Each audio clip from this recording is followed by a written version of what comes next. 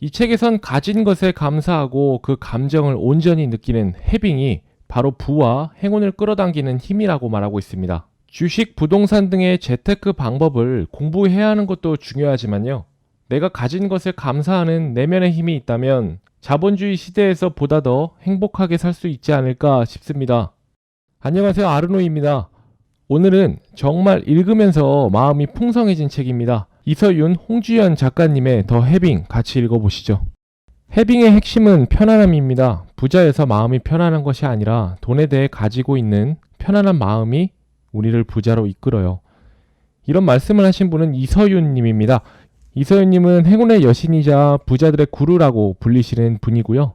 이서윤 님을 인터뷰한 분은 홍주연 님입니다. 기자로 활동하시다가 이제 작가로 돼서 이서윤 님을 만나게 되었습니다.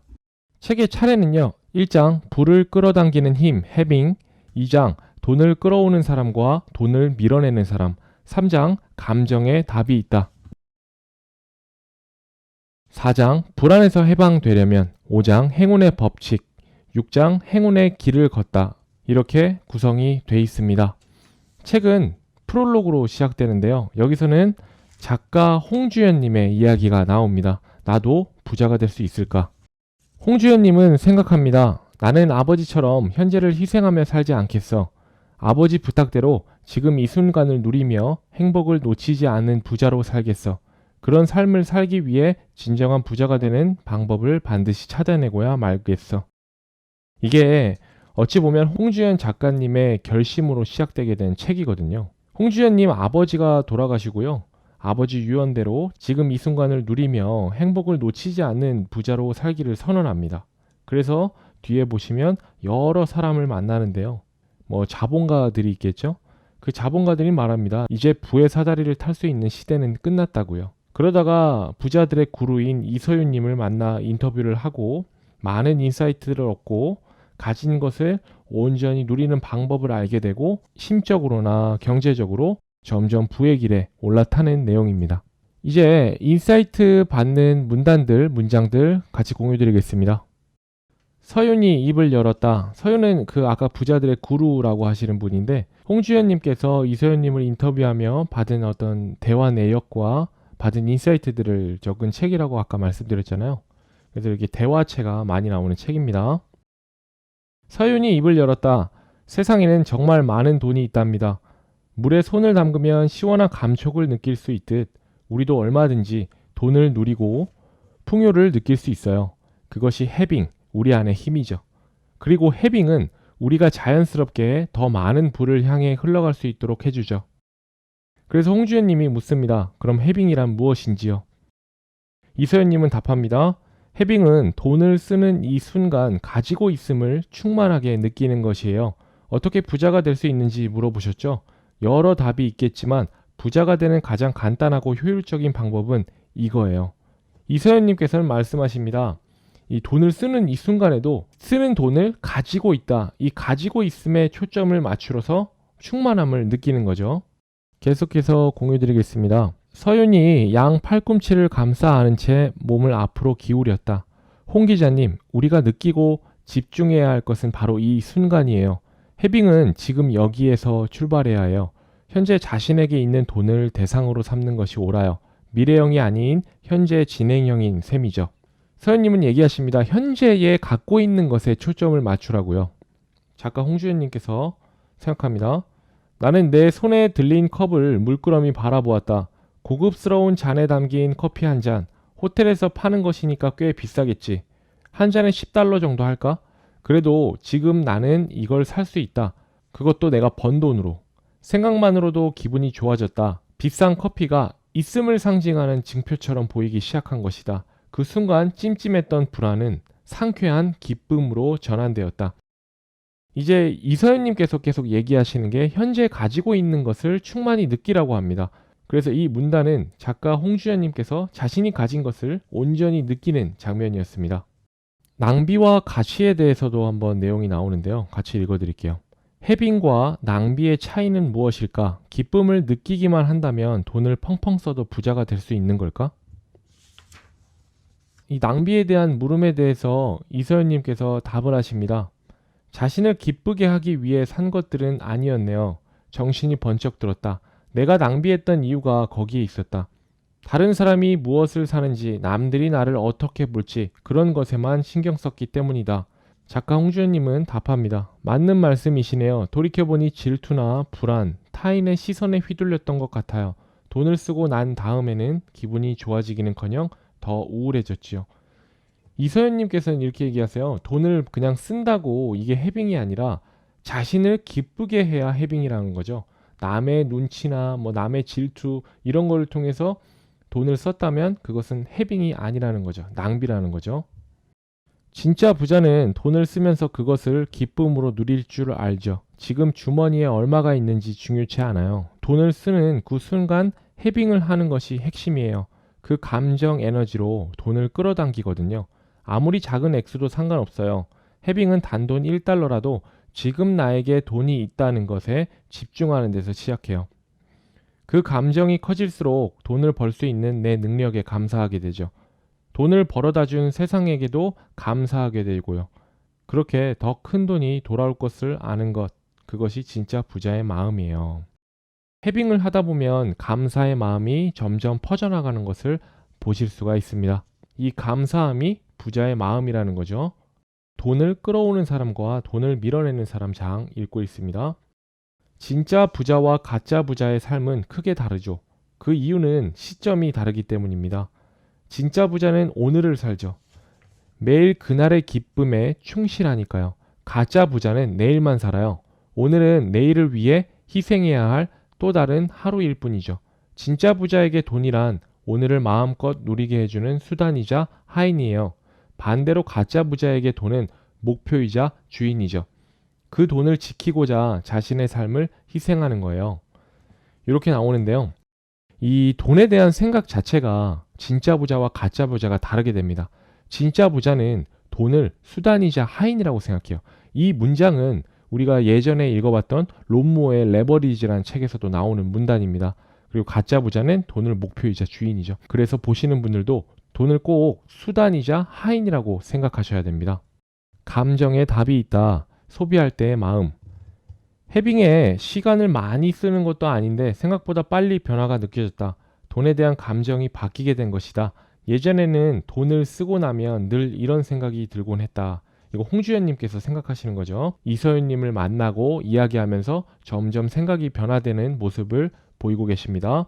다른 곳에 가면 더 싸게 팔지도 몰라. 비슷한 물건이 집에 있는데 또 사는 건 낭비 아닐까? 카드를 긁고 나면 무슨 잘못이라도 한 듯 죄책감이 몰려왔다. 쓸데없이 불안하고 초조한 마음도 들었다. 기분이 이렇다 보니 돈을 쓰는 것이 좋을 리가 없었다. 카드를 내밀고 난 후 난 늘 찜찜하고 울적하기만 했다. 하지만 해빙을 시작하자 돈을 쓰는 것이 즐거워지기 시작했다.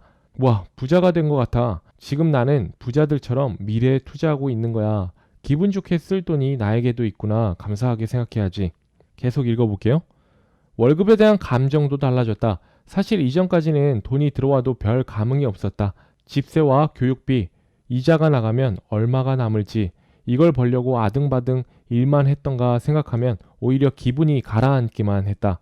그리고 며칠 후 텅 비어버린 통장을 확인할 때면 밀물처럼 허탈감이 밀려왔다. 그러나 이제 월급이 찍힌 통장을 보며 나는 이 순간을 살려고 노력한다. 월급이 들어왔네. 이만큼 벌 능력이 나에게 있구나. 집세와 아이 학원비를 내고 음식까지 살 돈이 생겼네. 이 기쁨을 실컷 만끽해야겠다. 돈을 쓸 때나 돈이 들어왔을 때 월급 통장을 보고 부정적인 감정부터 드는 게 아니라 해빙, 가지고 있음에 초점을 맞추다 보니까 긍정적인 생각부터 드는 거죠. 감정에 답이 있다 장에서 인상 깊은 문단들 또 계속 읽어볼게요. 원래 큰 돈이 들어오기 전에는 돈의 흐름이 잠깐 막히곤 하죠. 이 얘기는 어떤 얘기냐면 어떤 분께서 6개월 안에 부동산을 처분하고 싶은데 처분이 안 되는 거예요. 그래서 이 고민을 이서연님께 토로하고요. 이서연님은 이 고민에 대해서 답을 내려주십니다. 원래 큰 돈이 들어오기 전에 돈의 흐름이 잠깐 막히곤 하죠. 많은 차량이 좁은 터널을 들어가기에 앞서 잠시 길이 막히는 병목 현상과 유사해요. 그래서 답답하게 느껴지기 쉬워요. 하지만 이 기간을 잘 보내야 터널이 지난 뒤 몇 배의 돈을 더 벌 수 있어요. 기다리는 동안 해빙을 잘 하면 그릇을 넘치게 채울 수 있겠지만 아니면 절반 정도 채우는 것에 그칠 거예요. 고민 상담한 분은 팔았고요. 거기에 이제 답을 하십니다. 해빙을 통해 그만큼 내면의 힘을 잘 조율하신 결과예요. 그 마음가짐을 잃지 않으신다면 앞으로 승승장구하실 거예요. 여기서 되게 인상 깊은 게 뭐냐면 되게 급전이 필요하거나 뭐 이럴 때 부동산이 되게 안 팔리면 정말 힘들거든요. 근데 이 상황을 병목 현상이라고 해석을 해버리는 거예요. 그러다 보니까 앞으로 나에게는 큰 돈이 들어오니까 이런 일이 생기는구나 라고 생각의 전환이 이루어지는 거죠. 불안에서 해방되려면 장에서 인상 깊은 문단들 읽어드릴게요. 공부를 하려고 앉으면 늘 이런 생각부터 들었다. 이렇게 원하는데 떨어지면 어쩌지? 그럼 안 되는데 꼭 합격해야 하는데. 문제는 간절히 바라는 마음이 커질수록 불안과 걱정, 두려움도 자라났다는 사실이다. 홍주연님께서 학창시절에 했던 걱정에 대해서 이소연님은 이렇게 답하십니다. 간절히 원하는 마음을 해빙과 비교해보죠. 해빙은 물살에 튜브를 타고 편안하게 흘러가듯 흐름에 몸을 맡기는 것이지요. 자연히 순탄하고 편안할 수밖에 없어요. 반면 간절히 원하는 것은 거칠거칠한 돌바닥 위에서 무거운 상자를 힘껏 미는 것과 비슷해요. 미는 힘이 셀수록 그 반발 때문에 마찰력도 강해지겠죠. 반발력 때문에 불안과 두려움이 생겨나겠죠. 그 두려움이 돈을 밀어내고 무의식의 없음을 끊임없이 입력할 거예요. 결국 해빙과 반대 방향으로 가는 거죠. 문제는 사람들이 결핍의 느낌이 강할수록 더 간절히 원한다는 거예요. 결국 악순환이 되는 거죠. 결국 간절히 원하는 마음은 결핍에 집중하는 거라고 얘기하십니다. 나한테 지금 없다고 느끼기에 그런 마음이 생긴다고요. 해빙은 물살에 튜브를 타고 편안하게 흘러가듯 흐름에 몸을 맡기는 것에 비해서 이렇게 간절히 원하고 이런 것은 좀 반대되는 상황이죠. 거칠거칠한 돌바닥에 무거운 상자를 미는 것과 같으니까요. 불안에서 해방되려면 장에서 좀 해빙 노트를 적는 법이 나오거든요. 결국 이서윤 구루님은 홍주연 작가님에게 해빙 노트를 한번 써보라고 권장을 해요. 이게 뭐냐면 I have라고 해서 내가 가진 것을 나열하고요. 그 가진 것을 통해서 I feel 뭘 느끼는지 적는 거거든요. 예시를 한번 읽어드릴게요. I have에는요. 후배에게 태국 레스토랑에서 점심을 살 돈이 있다.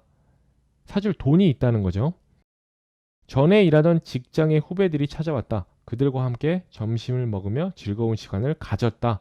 시간을 가진 거죠. 그래서 결국 이 가진 거를 통해서 어떤 감정을 느꼈는지 이어서 씁니다.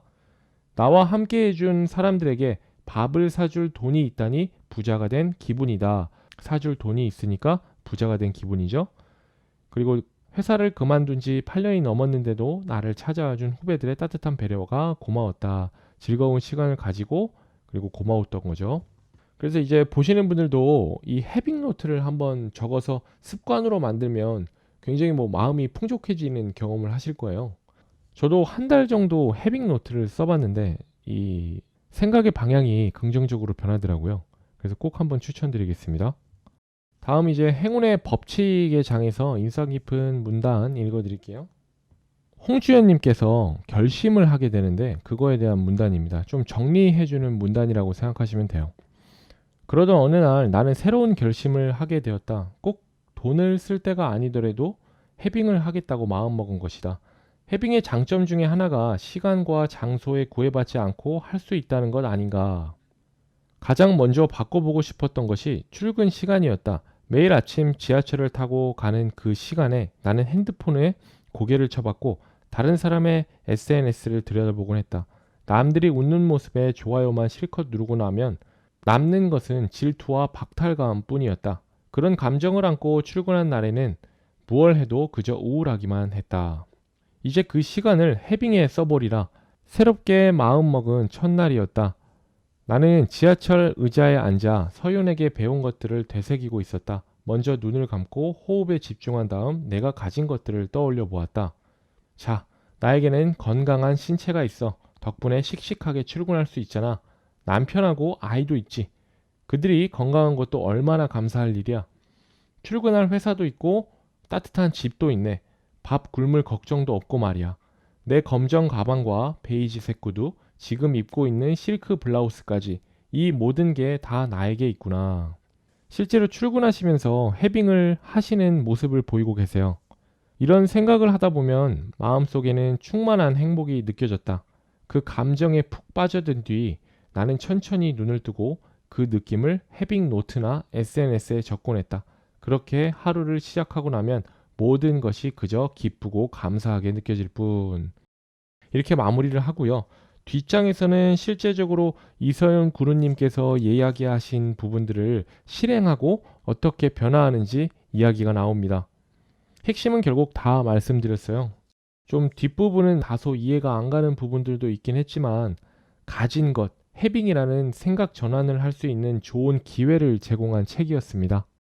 보시는 분들도 꼭 이 책 읽어보시고요. 해빙을 실제로 실천하며 풍족한 하루 보내셨으면 좋겠습니다.